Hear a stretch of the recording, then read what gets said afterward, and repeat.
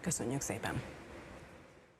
Péter Márki-Zay, le candidat de l'opposition au poste de Premier ministre hongrois, avec 6 partis derrière lui, a eu droit à un total de 5 minutes dans les médias publics pour présenter son programme électoral.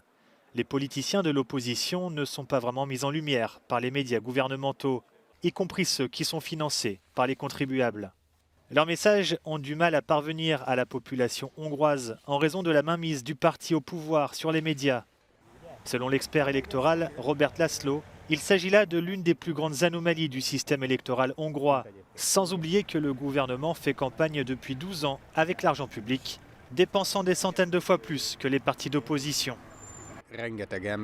Beaucoup de gens vivent dans une situation tellement vulnérable qu'ils pensent que pour rester dans le programme de travaux publics ou pour obtenir certains avantages au niveau local, ils doivent mettre leur voix au bon endroit au bon moment lors des élections, qu'elles soient locales ou nationales.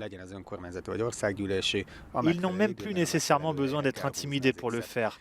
Ils ont malheureusement été brisés ces dernières années. Les élections hongroises attirent de plus en plus l'attention. La Hongrie est le premier État membre de l'Union européenne à recevoir une mission d'observation complète de l'OSCE.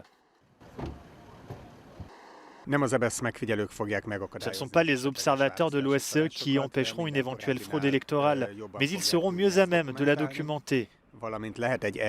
Cela peut aussi avoir un effet dissuasif, espérons-le.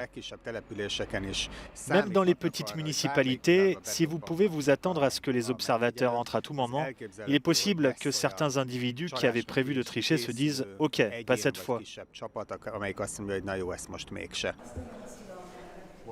Le Fidesz de Viktor Orban a remodelé le système électoral en sa faveur. Les Hongrois vivant dans les pays voisins, qui lui sont largement favorables et n'ont pas d'adresse hongroise, peuvent voter par courrier. Les autres doivent se rendre dans un bureau de représentation à l'étranger, souvent à plusieurs heures de route. En 2011, les circonscriptions ont aussi été redessinées de manière à avantager le Fidesz. Ajoutez à cela que le mécanisme d'attribution des sièges renforce de manière disproportionnée le vainqueur. Cela pourrait toutefois être un avantage pour l'opposition unie si elle parvient, malgré les obstacles, à obtenir plus de votes.